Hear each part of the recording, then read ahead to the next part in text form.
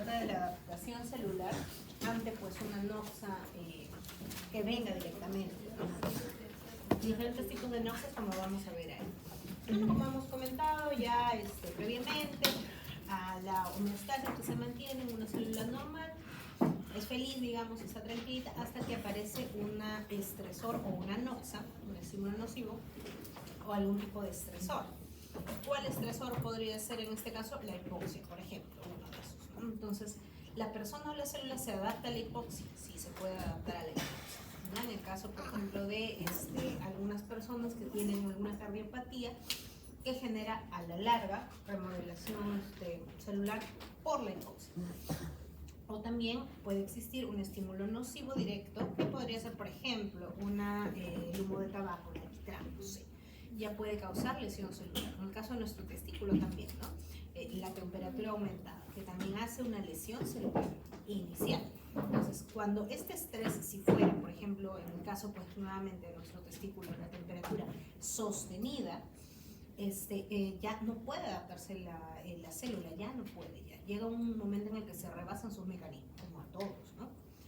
Entonces ya cuando ya hay una incapacidad de la adaptación, se produce una lesión celular. Y hay dos formas, digamos, de lesiones celulares que pueden haber, reversibles e irreversibles, ¿no? Las reversibles, bueno, pueden, una vez que desaparece aquel estímulo nocivo y se ponen en funcionamiento los mecanismos adaptativos, nuevamente puede regresar a ser una célula normal, pero también puede llegar una lesión celular a ser muy severa o digamos inicialmente poco y después en más extensión del tejido a ser una lesión irreversible. Y cuando hay una lesión irreversible es porque ya hay daños a las estructuras propias de la célula, ¿no? Que son varios elementos que lo recordaremos, ¿no? Y hay dos tipos de escenarios posteriores de una lesión irreversible: la necrosis o la apoptosis, que son dos, bueno, las dos son una forma de muerte celular, pero tienen sus diferencias. De repente lo han visto anteriormente en fisiología. No, bueno, en este cuadrito también se menciona algo similar, ¿no?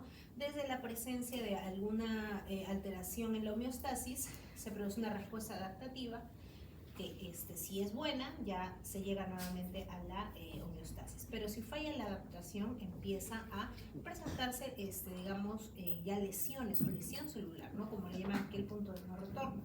También si hay una alteración en la homeostasis muy seria, muy severa, ya también hay un punto de no retorno. Por ejemplo, no sé, una hipoxia transitoria, si es más, si se repite, puede generar algo grave, pero si hay una, digamos, isquemia masiva, ya empieza pues los mecanismos de degradación a presentarse, ¿no?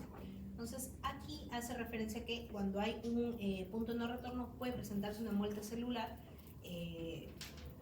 como que puede presentarse una, digamos, solo limitada, ¿no? Y se presenta pues una muerte celular y una apoptosis celular, ¿no? Entonces se liberan estas moléculas, que son moléculas de daño, y citotóxicas, generando respuestas inflamatorias y posteriormente generando homeostasis, o en su defecto, si son ya en conjunto ambas, las moléculas DAMP o los factores estresores, los factores citotóxicos, puede generar nuevamente una muerte celular programada, ¿no? Entonces, ante una injuria, que puede ser una injuria mecánica, una injuria física, una injuria hormonal, fisiológica o patológica, pueden presentarse tanto dos respuestas: la de adaptación o de la lesión. La lesión celular es, digamos, ya la que presenta el proceso patológico en sí. El proceso de adaptación es reversible, siempre es reversible, ¿no? Entonces, los tipos de adaptación celular son las remodelaciones que se generan en las células y los tejidos. Como los diferentes tipos son la hipertrofia, la hiperplasia, la atrofia, la metaplasia, la displasia, bueno, algunas acumulaciones intracelulares y calcificaciones patológicas, ¿no? Reversibles, todas son reversibles. Pero cuando ya ocurre una lesión irreversible, incluso cuando ya hay una lesión puede ser incluso reversible, pero cuando ya llega a ser irreversible, ocurre la necrosis, apoptosis, necroptosis, piroptosis, o sea, por estímulos de calor, etcétera, autofagia, que es similar a la apoptosis, etcétera. Entonces no es lo mismo, pero es similar. Entonces ya son lesiones irreversibles que van a generar un daño tisular permanente, ¿no? Entonces, bueno, hay diferentes estímulos que pueden presentarse a una célula normal que van a generar un proceso de adaptación, los fisiológicos o incluso los patológicos, ¿no? Entonces, como mencioné aquí, los tipos de adaptación celular son variables y siempre, como comentamos, van a ser reversibles, ¿no? La adaptación celular puede ser en cuanto a tamaño, cuando hay atrofia, disminuye el tamaño, cuando, se termina desapareciendo este tamaño, esta cantidad, ¿no? En tamaño. La hipotrofia es cuando también disminuye este tamaño, como la hipotrofia muscular que se ve en las piernitas de los viejitos, por ejemplo, que han tenido su ACV, alguien que ha tenido inmovilidad prolongada, o si alguno de ustedes le han puesto yeso alguna vez en alguna parte de su cuerpo, no sé si se habrán dado cuenta que después de un mes que no han utilizado su músculo o su parte del cuerpo, o sea, está más delgado, ¿no? Está más delgado. Entonces es porque hay hipotrofia, ¿no? Por la falta de uso de aquella parte del músculo, en este caso particular. Y también puede haber la hipertrofia, el caso contrario, uno de los chicos que está todo de moda así ponerse super fit, hacen su ejercicio, felices, y de pronto después de un tiempo de hacer ejercitar ese músculo, aumentar su función, van a estar un poco más fornidos, digamos. Entonces hay hipertrofia de las células musculares, en el caso de los varoncitos o las mujercitas que hagan sus ejercicios. Otra forma de adaptación es la hiperplasia, que significa el aumento del número, de la cantidad de células, ¿no? Esto en el caso, por ejemplo, de la próstata, ¿no? La hiperplasia prostática. También hay una adaptación de la forma, es decir, que se produce un cambio de forma de aquellas células inicialmente. La forma patológica, bueno, no tan patológica, la forma adaptativa que se conoce es la metaplasia, y posteriormente, si la metaplasia, bueno, la noxa potente o la noxa que genera esta adaptación persiste, puede generar una displasia, que es una lesión, digamos, ya pre-neoplásica, ¿no? Entonces, otra adaptación celular es el cambio en el contenido, como las diversas acumulaciones intracelulares de calcio, calcificaciones, de grasitas o pigmentos, ¿no? Que también es posible ante una noxa. Ahorita vamos a ver algunos ejemplos. Pero lo que hay que recordar es que las adaptaciones, este tipo de adaptaciones, siempre van a ser reversibles, ¿no? Más adelante se ven algunos ejemplos simpáticos. Bien, las causas de, por ejemplo, la hiperplasia, que es una de las formas de adaptación, pueden ser tanto fisiológicas como patológicas. Como hemos comentado, cuando hay un desbalance de estrógenos progesterona, hiperplasia del endometrio, ¿no? Que tienen algunas señoras mayorcitas, ¿no? Cuando hay un desbalance en el estrógeno y progesterona, hay hiperplasia endometrial, aumento de número de células endometriales. Entonces, algunas de ellas producen, ¿qué nos produce nosotros nuestro endometrio? Sangrados cuando se cae el endometrio, ¿no? Y también cuando se implanta el bebito, bueno, es embarazo, ¿no? Pero en el caso cuando hay desbalance de estrógenos y progesterona, la hiperplasia lo que va a generar es sangrado vaginal, por ejemplo, ¿no? Anormal. O bueno, uterino anormal, ¿no? Y cuando hay alteraciones patológicas de los factores de crecimiento, puede haber verruguitas en piel, que mayormente son de queratina, ¿no? Y algunas otras pues son infecciosas, no son virales. Algunas otras son solamente por factores de crecimiento. ¿Va a pasar desde acá? ¿Yo? Profesora Torres, buenas tardes, ¿cómo estás? Soy profesora de Segura, mucho gusto. Dígame. Solamente para verificar si todo ok con los accesos, el Educanet, la sí. Asistencia, el delegado. ¿Algún problema? No, hasta ahora no. Perfecto. Gracias. ¿Me permite tomar una foto para ¿Cómo no? documentar? Sonríe. Perfecto. Muy bien. Hay que sonreír. Un poco de natural. Listo. Muchas gracias. Perdieron la oportunidad. Creo que ni se verá. No aviso, esas son las es la típica de los estudios de las casas de fotos. Qué horror. Bueno, en cuanto a las hiperplasias fisiológicas, son las que normalmente se dan, por ejemplo, durante la gestación va a haber crecimiento de mamas y útero por estimulación de los estrógenos, ¿no? Es normal que una señora gestante, no sé si ustedes han sido mamás, tremendo, le crece bastante pues las mamas porque aumenta las glándulas y también la grasita que tiene ahí. Y del útero pues porque necesita tener tanto casa, digamos, para que el feto. y otra compensadora como posteriores a una resección, en el caso de la hepatectomía, o sea, aumenta el número de células, aunque no lo crean, ¿no? Entonces, no somos tan regeneradores como algunos animalitos, pero más o menos se defiende nuestro hígado. El hígado es uno de los pocos que se regenera. ¿Qué más se regenera? Un hueso, por ejemplo, ¿no? Los huesitos se regeneran. Por eso es que existen estas cirugías extrañas y extremas que son las de alargamiento para crecer, ¿no? El alargamiento del fémur o el alargamiento de la tibia, pero no del fémur, más que todo lo hacen, ¿no? Porque si rompes, digamos, o sacas, no, sino rompes, separan el hueso y progresivamente, día con día, van separando y en ese interín se va rellenando el huesito. Entonces, sí hay una hiperplasia, incremento nuevamente o regeneración de este huesito por un estímulo, ¿no? Entonces, sí nos regeneramos, todos, pues, ¿no? Un poquito al menos. Y también hay regeneración neuronal, aunque nadie lo crea, pero no está tan buena como neuronal, ¿no? Sin embargo, no hay que abusar. Otro tipo de cambio adaptativo, como hemos comentado, es hipertrofia. ¿Y qué era la hipertrofia? El aumento del tamaño, ¿no? Del tamaño celular, ¿no? Entonces, en el caso de una hiperplasia o hipertrofia fisiológica, ¿no? Hacemos la referencia a cuando hay un incremento de la demanda, lo que comentamos, ¿no? Los chicos que hacen su fisicoculturismo se ponen grandes porque las células se ponen más grandes en tamaño.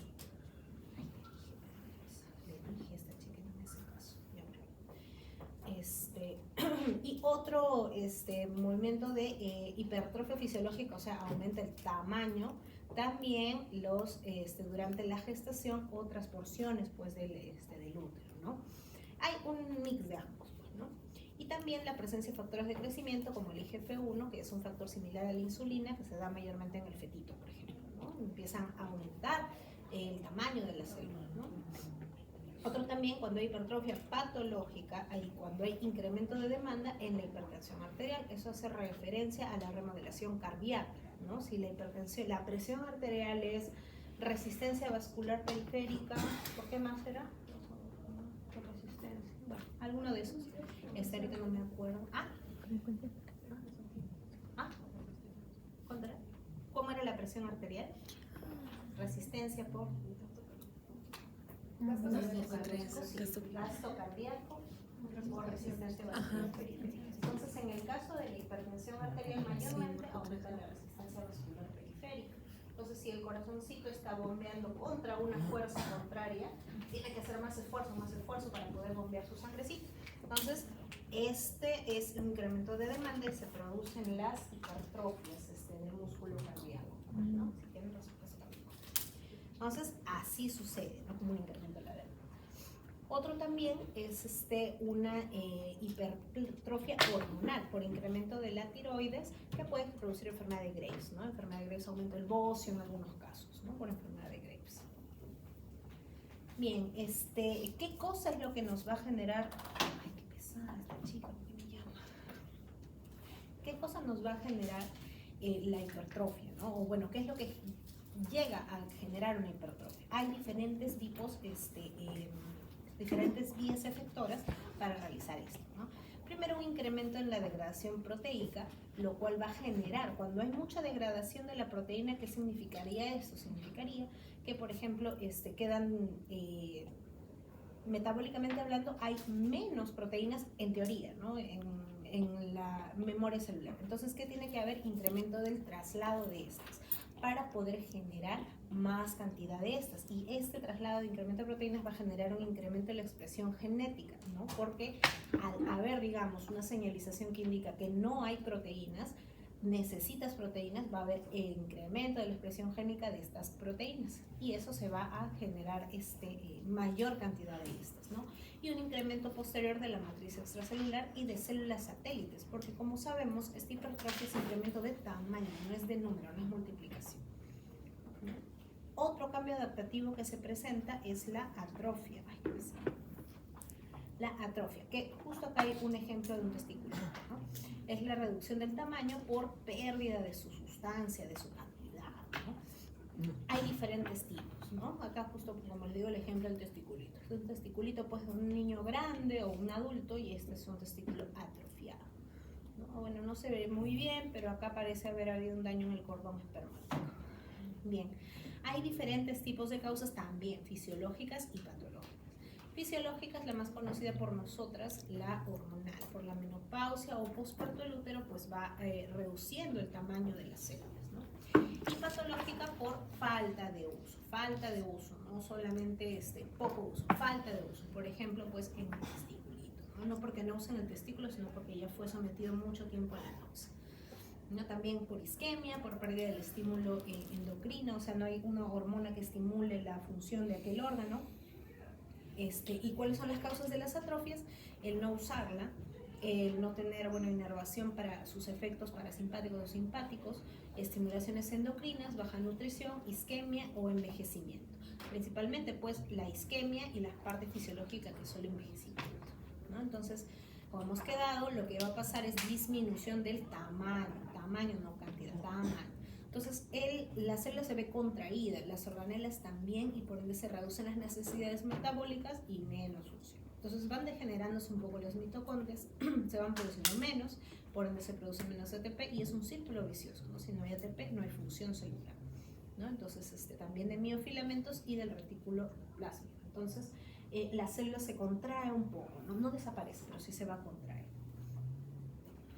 Como quedamos, pues, justo aquí está digamos el ejemplo de la atrofia testicular en un testículo sano versus uno atrofiado. La diferencia, las columnitas de las espermatogonias, ¿no? Las columnitas. No hay acá ya sus columnitas, han desaparecido. En este caso, como el testículo no está cumpliendo función, lo que también se va a ir, lo que no sirve es la función de generar esas espermatogonias. Entonces ya no va a haber espermatogénesis, no va a haber una densidad adecuada celular de estas espermatogonias en el túbulo seminífero. Entonces se queda, aparte de contraído en tamaño, el órgano, desaparecen las células germinales en este caso. Entonces, cuando hay una actividad metabólica disminuida, sea por la hipoxia, sea por el desuso, sea hormonal, sea por el envejecimiento, etcétera, va a disminuir la síntesis de las proteínas que genera pues, el retículo. Bueno, necesitamos actividad metabólica también para nuestros procesos de síntesis de proteínas. Entonces, si no tenemos proteínas adecuadamente, ¿qué vamos a hacer? No nos queda otra, si no se sintetiza, de buscar que se aumenten los aminoácidos, que son los progenitores, digamos, su parte inicial de las proteínas. Entonces va a aumentar la proteólisis por el complejo ubiquitina-proteosoma, que eso es pues un complejo celular, ¿no? En la pared. Entonces esta falta de nutrientes y su desuso va a activar esta ubiquitina, que se va a unir en las proteínas celulares y hacen que se una a este proteosoma, que es digamos como un lisosoma, algo así, que va a generar degradación de las proteínas. Entonces, finalmente, cuando ocurre esta situación, lo que va a pasar es que va a haber menos síntesis de proteínas, menos energía y por ende poca utilidad de la célula. Y se va a contraer un poquito, digamos, ¿no? En algún caso no desaparece, ¿no? Pero se va a contraer un poquito.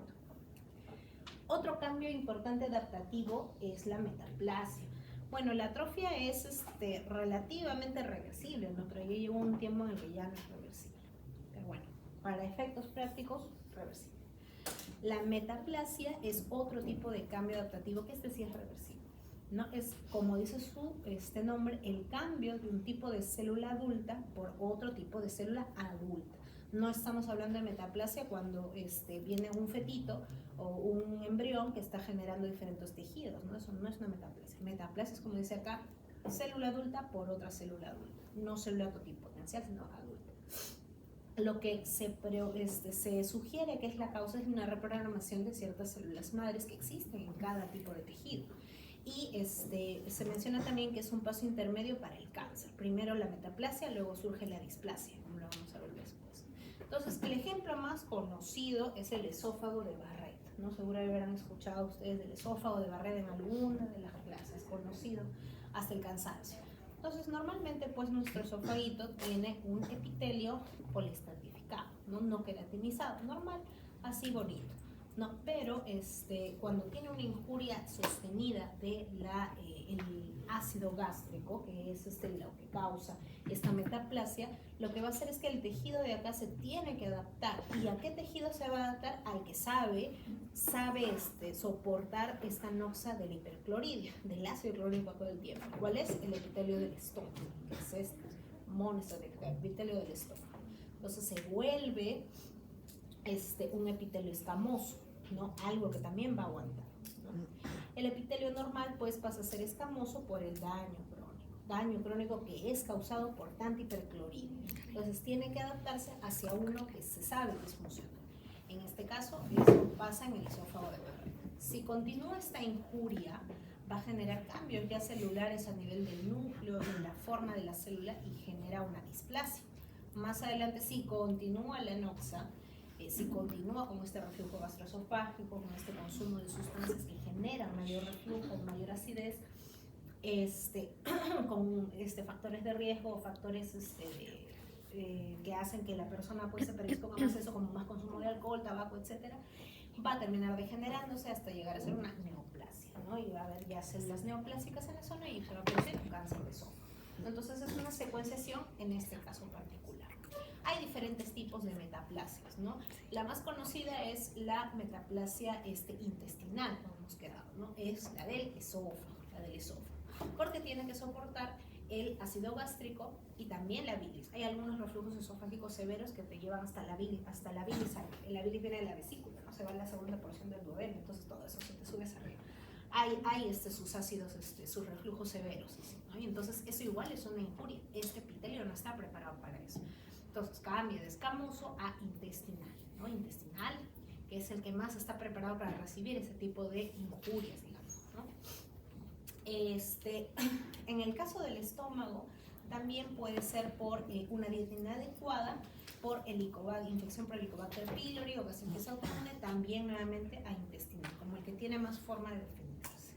En el caso de la metaplasia llamada escamosa, hace referencia a que el epitelio cambia a uno escamoso, ¿no?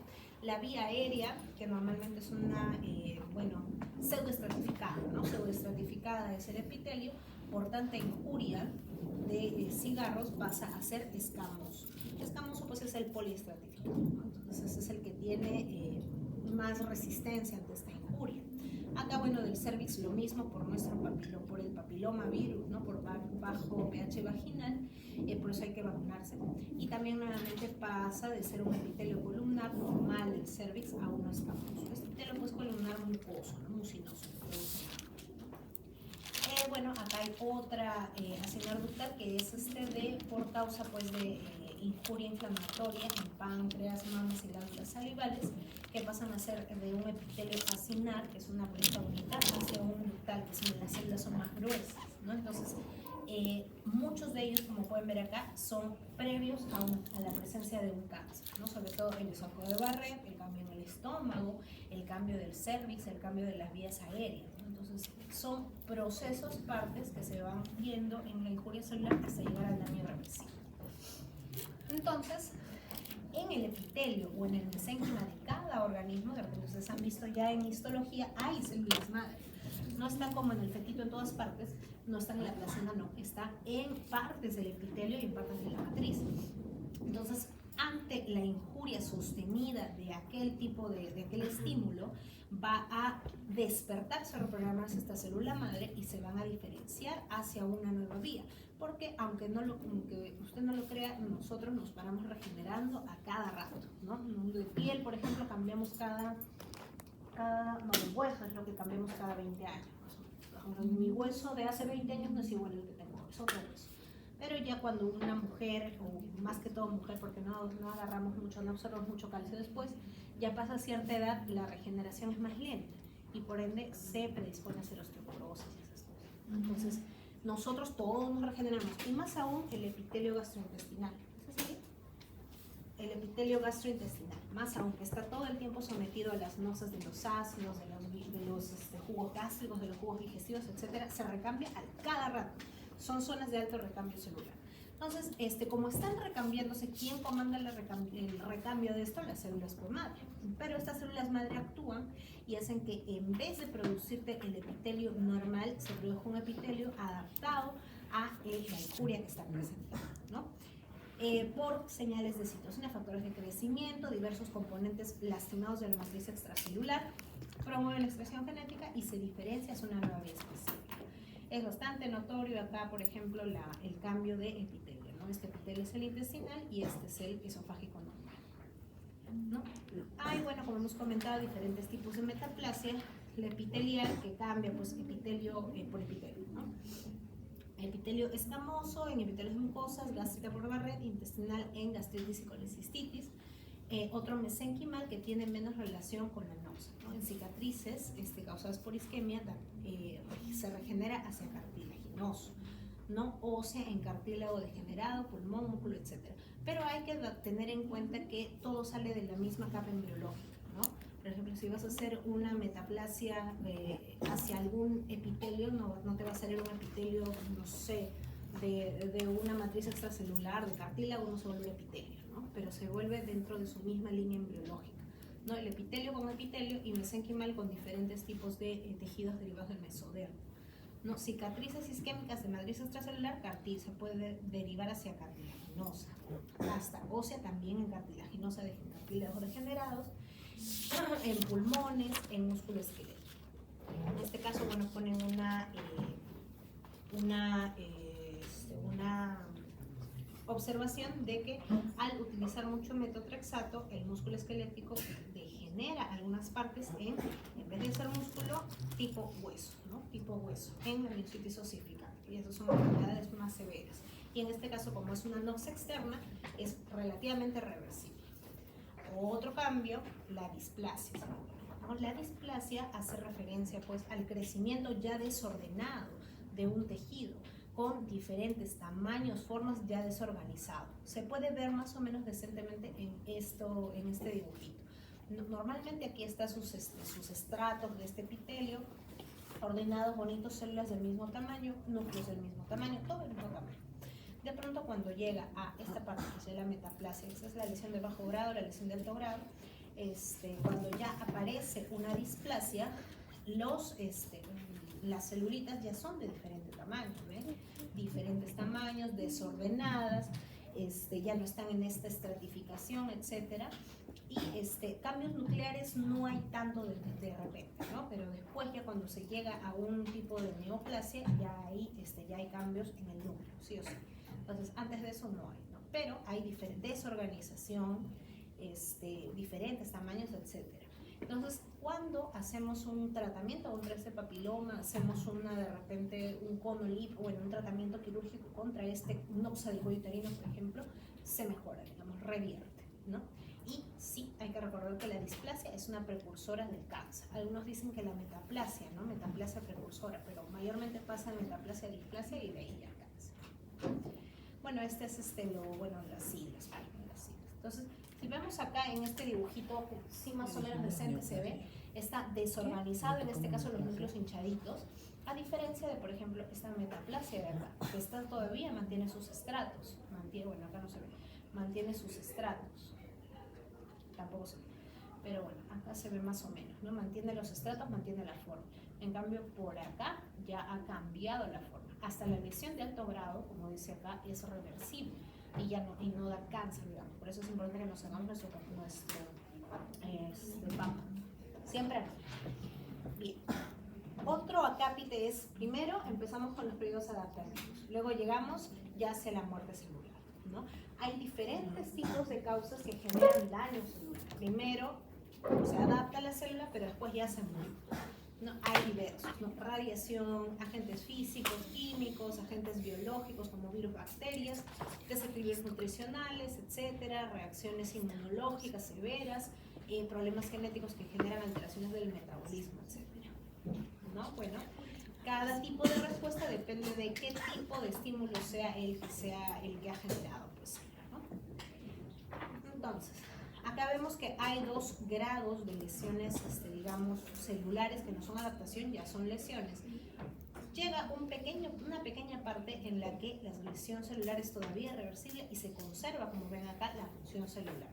Llegado un punto de corte, la función celular cae mucho más dramáticamente, hasta casi hacerse pues inexistente, y empiezan a aparecer las alteraciones ya más allá de las bioquímicas, sino los cambios estructurales. Los cambios estructurales, ultraestructurales, solo visibles con microscopio electrónico, son diagnósticos, digamos, ya establecidos de una lesión irreversible. Y cuando hay cambios con el microscopio óptico, ya peor.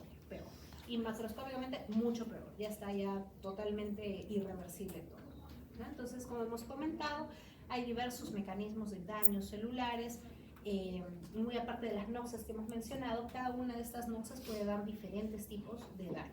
Los radicales libres, que son especies reactivas que producen las células, hipoxia, que contribuye posteriormente a la disminución del ATP, estrés del retículo endoplasmático por alteraciones de las proteínas plegadas, lesión directa del ARN y trastornos de la homeostasis del calcio. Ya van a ver ustedes que el calcio hace un montón de cosas. Ahora, la hipoxia o la isquemia también generan lesiones directas a, digamos, los organismos. ¿De qué manera? Cuando tenemos una isquemia, ¿qué es lo que va a pasar? Por ejemplo, acá en este ejemplo, un vaso sanguíneo tapadito. Si está tapadito, no va a ser factible que llegue la sangre, digamos, hacia las partes más distales, que son los capilares, y por ende no va a haber difusión del oxígeno. Entonces, si no hay difusión del oxígeno, jamás ese oxígeno va a entrar a la célula. Entonces, ¿qué va a pasar? La célula va a cambiar su metabolismo de un metabolismo aerobio a un metabolismo anaerobio. Y aparte de que falta el oxígeno, ¿cuál es la diferencia entre ese mecanismo anaerobio y anaerobio? La cantidad de energía o de ATP que se genera, ¿no? Es una abismal, es la cantidad de ATP. Si me equivoco, 4 versus 36 a 38, con el oxígeno 36 a 38, sin el oxígeno, ¿qué es eso? La novena parte, no sirve de nada. Entonces, esta célula va a tener que funcionar con ese mini ATP que tiene, ¿no? El único ATP que va a generar va a ser por la vía de la glucólisis, que es la vía anaerobia, ¿verdad? Y poco a poco se va a agotar tu glucosa de tu glucólisis. Y entonces esto va a generar disfunciones posteriores mitocondriales. Disminuye pues el ATP, disminuye y en donde se utiliza nuestro ATP, principalmente en la bomba de sodio y potasio, en el desprendimiento ribosomal, en la síntesis de proteínas, etc. Entonces todo va degenerando. Si no funciona tu bomba de sodio-potasio celular, ¿qué va a hacer? Aumenta la entrada de calcio también y de sodio y también la salida del potasio, no lo regula adecuadamente. Entonces van a producirse diferentes tipos de hinchazones del retículo, hinchazón celular.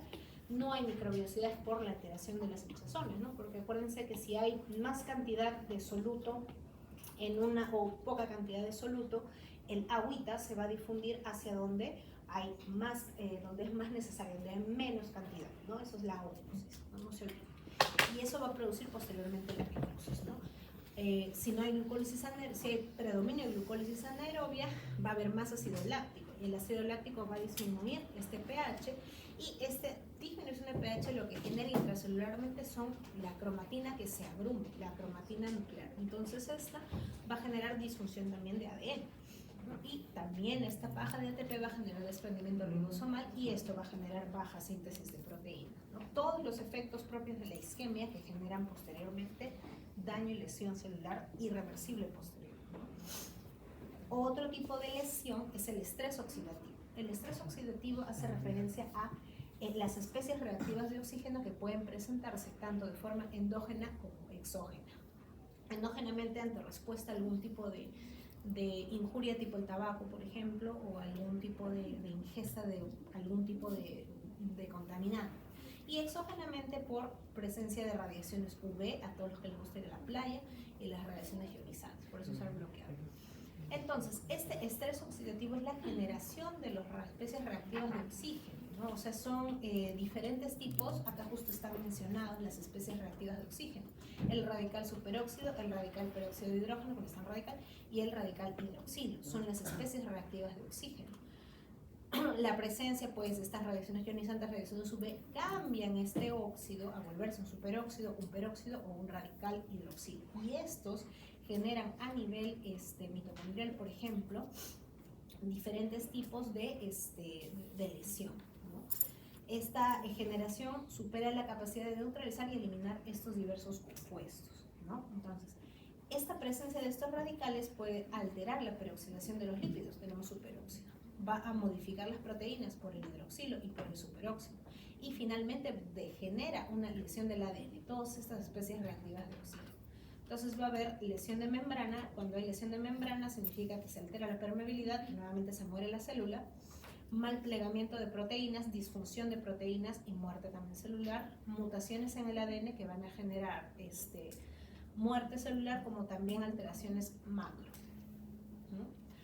Otra lesión que puede generarlo es la acumulación de proteínas mal plegadas en el retículo endoplasmático.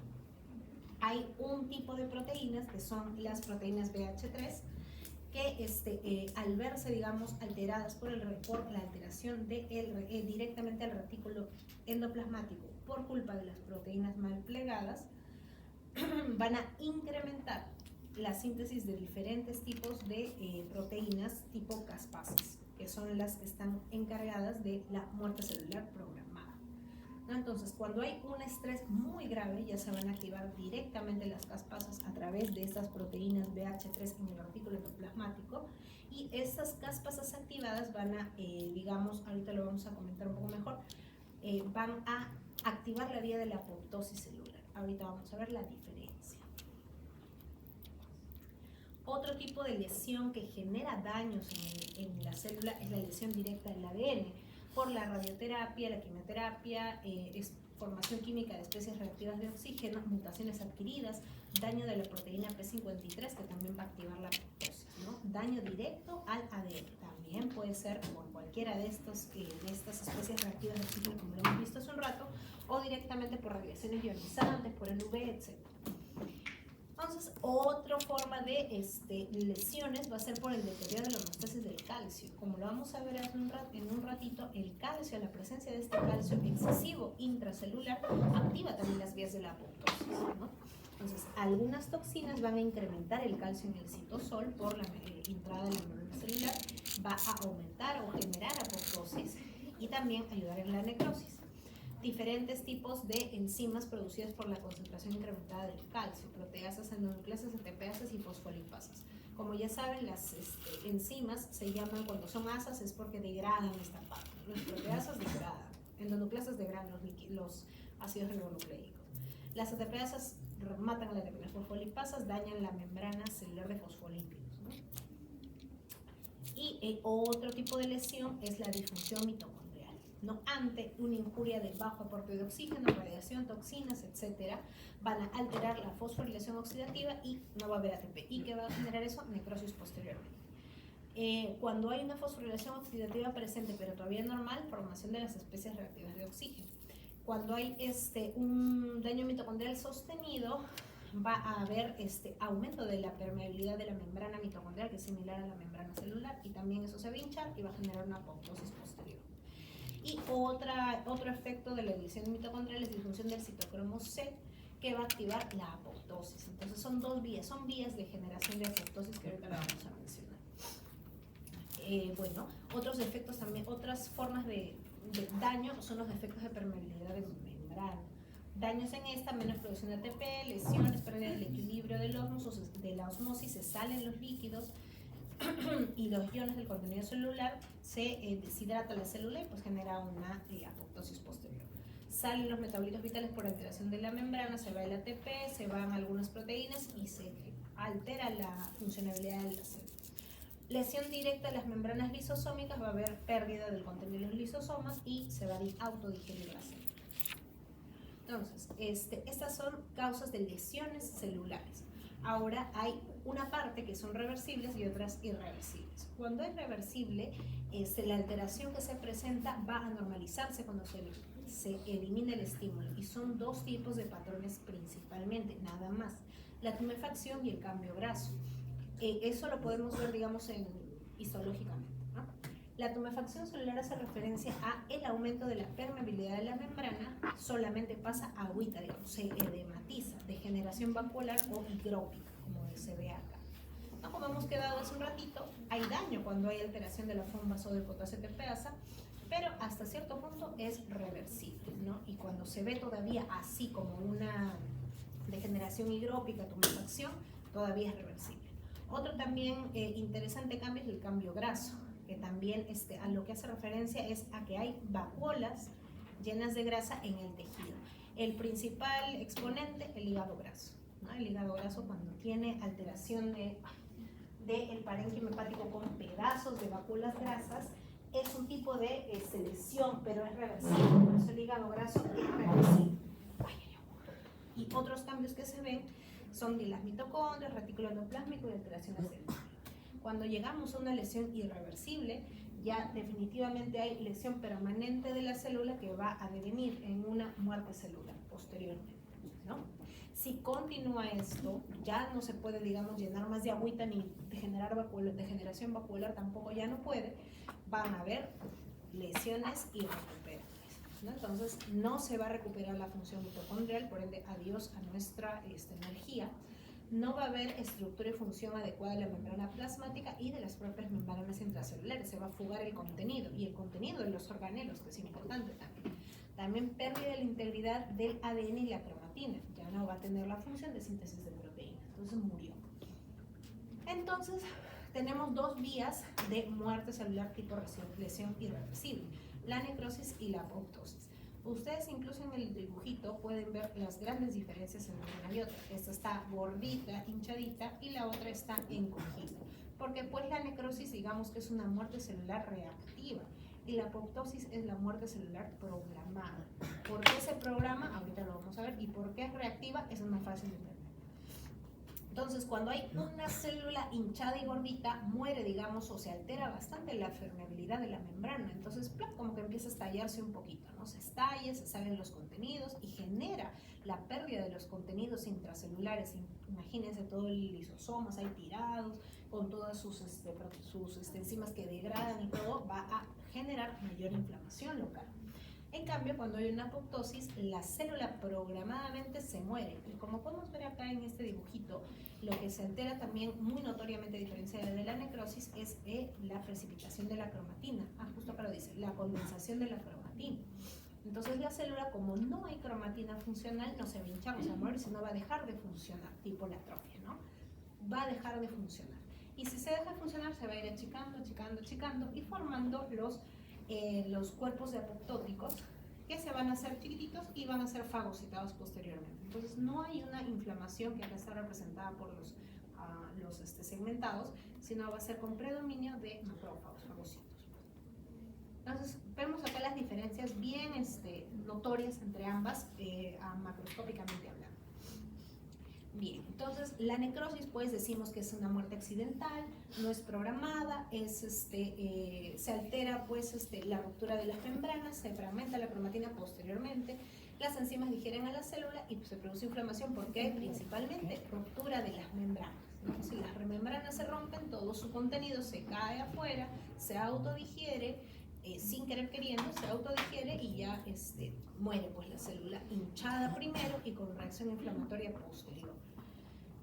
Los mecanismos pues de una necrosis en este caso están poniendo una isquemia, baja el ciclo de Krebs, baja la fosforilación oxidativa, aumenta la glicólisis anaeróbica.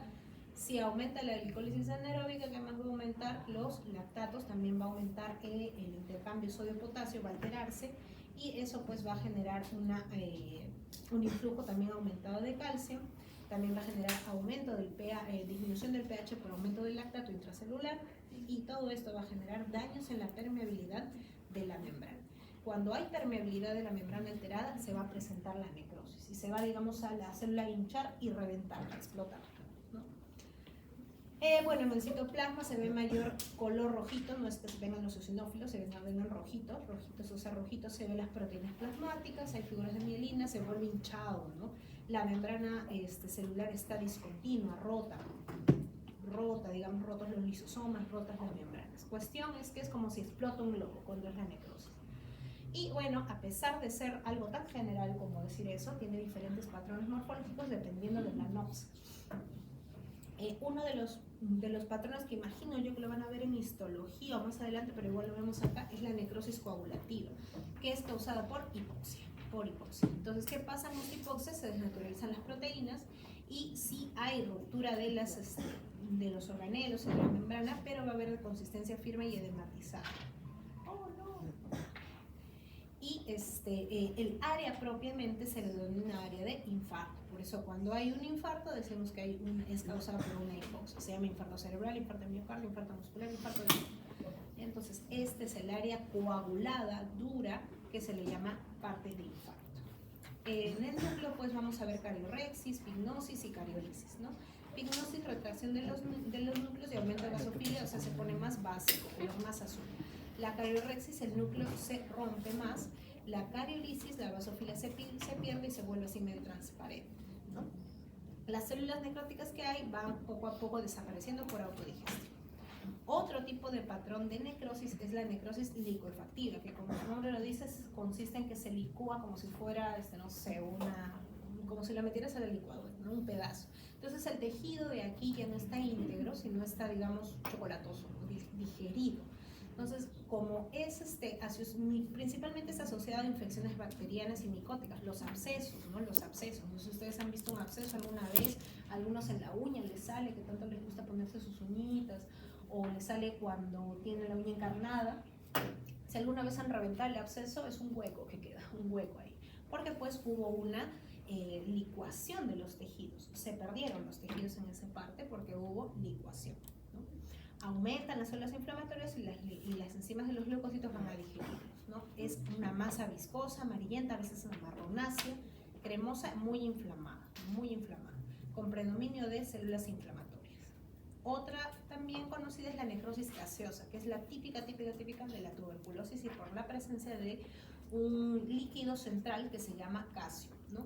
Es un mix de la necrosis coagulativa y licuefactiva. ¿Por qué? Porque la coagulativa decíamos que estaba medio duro por fuera y la licuefactiva por dentro está blandito, medio desagradable. Ese es el de la tuberculosis mayormente. O sea, está un granuloma tuberculoso, por fuera está fibroso y por dentro está necrótico licuefactivo. Entonces, esa es una característica de la necrosis gaseosa. Tiene rodeado por una respuesta inflamatoria granulomatosa por fuera, predominio de monocitos, y por dentro ya es licuefactivo, ¿no? Así necrosis, detritus, etc. Otro tipo de necrosis muy particular es la grasa, ¿no? La que es causada por la disolución de las lipasas y otras enzimas que digieren pues, estas grasas. El proceso aquel en el que los ácidos grasos se combinan con el calcio por la acción de la lipasa se llama saponificación. Y cuando tenemos saponificación es como te suena jabón, ¿no? Entonces el jabón tipo saponificación son precipitaciones de estas cosas blanquitas que son las áreas de la necrosis grasa, ¿no? En este caso particular dice pues que la foto es de una porción de tejido subcutáneo, o sea de grasita degradada por estas cosas blancas por una pancreatitis, por una pancreatitis, puede pasar, pero eso es un caso severo, seguro murió esa persona.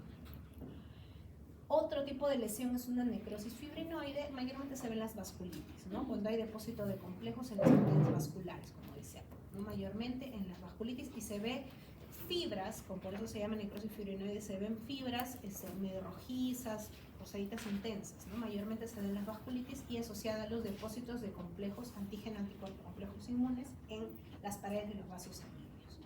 Otro tipo de necrosis, entre comillas, otro tipo es la necrosis gangrenosa, pero no corresponde a un patrón específico, ¿no? Ni a una injuria específica. Hay por una injuria hipóxica ya muy severa y hay pérdida total de la irrigación, ¿no? Y afecta ya todos los planos del tejido realmente. Acá hay una que es la llamada gangrena seca, que es por una hipoxia, literal hipoxia de la tapada de una arteria, por ejemplo, en este caso de los miembros inferiores, ¿no? Se pone negro total, no hay licuefacción, no hay salida de pus, no hay nada de eso, directamente se pone necrótico isquémico, ¿no? Y se puede definir como una necrosis coagulativa dura. Otra es la gangrena húmeda, donde ya hay, como quedamos la gangrena húmeda, bueno, más que la gangrena húmeda, la necrosis licuefactiva es causada por microorganismos mayormente. Entonces acá sí hay presencia de una infección que genera una necrosis localizada, en este caso como un pie diabético, el típico pie diabético, ¿no? Ay, listo, por eso nunca nadie se va a olvidar cómo es un pie diabético.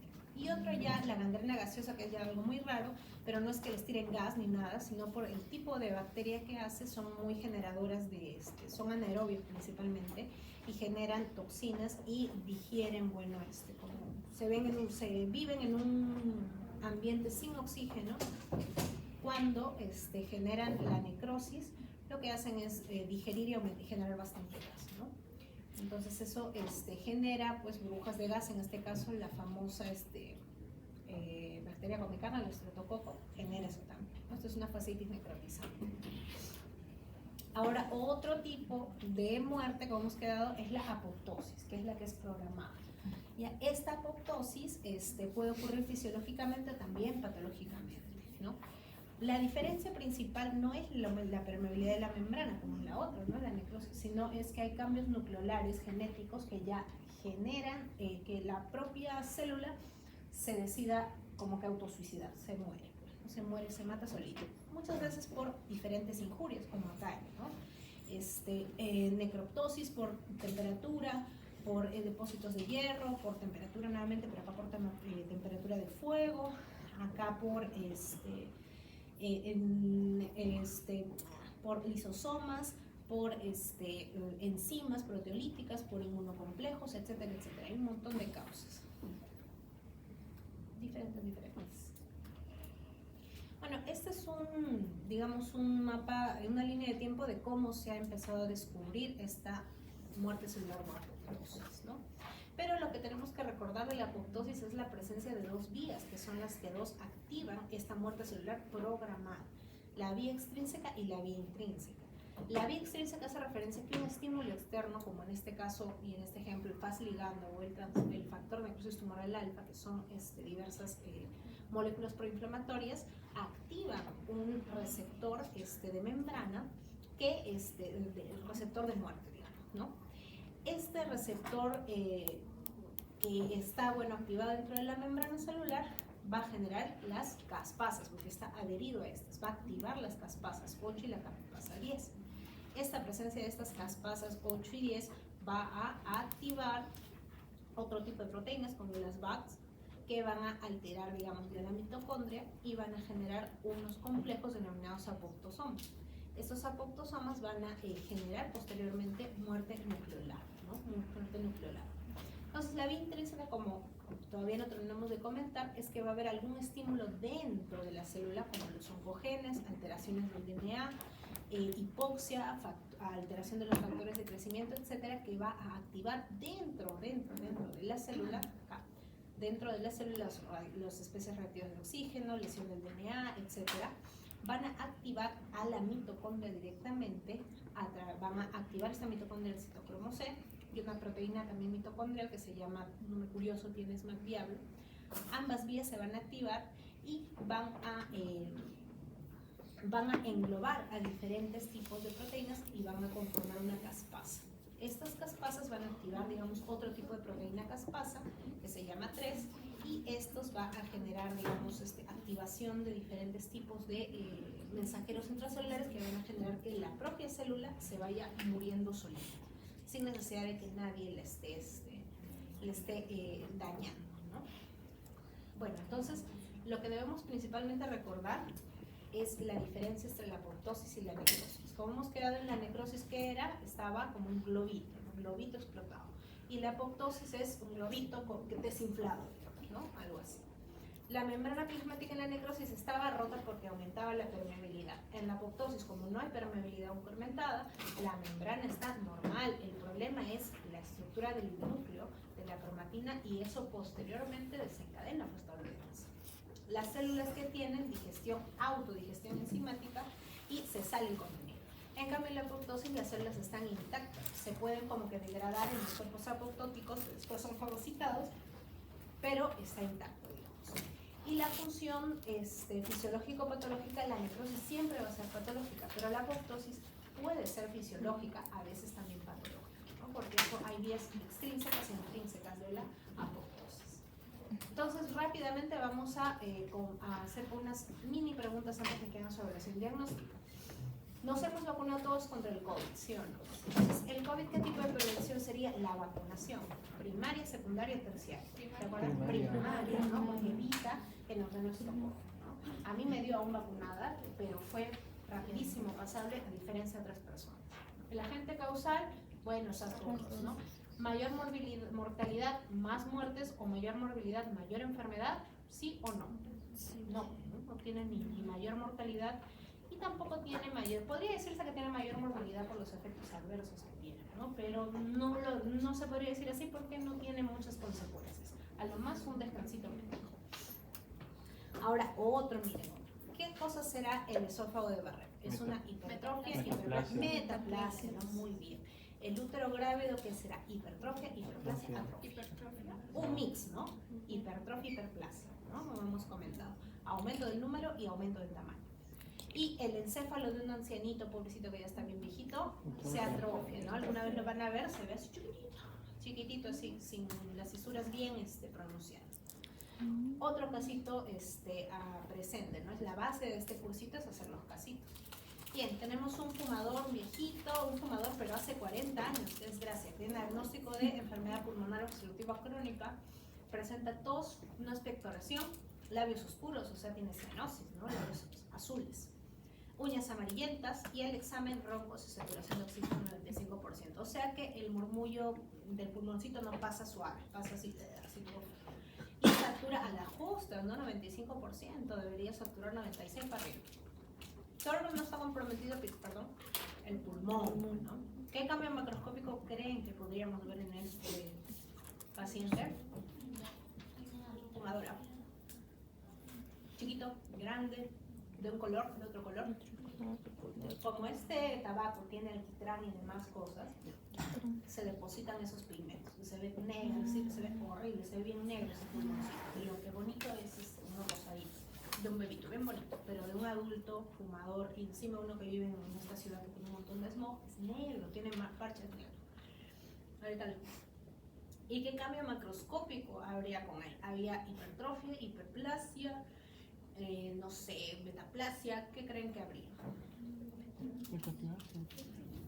Podría haber hasta displasia, ¿no? Perdón, hasta displasia también, ¿no? No leí tampoco. Cambio celular, bueno, hemos hablado. Primero adaptativo, aunque acá ya tiene la elección. Que es una elección ya no reversible. Ya no hay reversible. Otra señora de 55 años que tuvo la menopausia hace 2 años, pero hace 3 meses, sangrado vaginal. ¿Se acuerdan que les dije? Dentro de los antecedentes, su primera menstruación a los 10 años, solo una gestación a los 38 y luego recibió terapia de reemplazo. ¿Qué le tendrá esta señora? Hiperplasia endometrial, ¿no? Entonces, ¿tiene tendencia a metaplasia? sí, la hiperplasia es como una lesión, en el caso de la hiperplasia endometrial, sí se le considera como una pre, en el caso particular.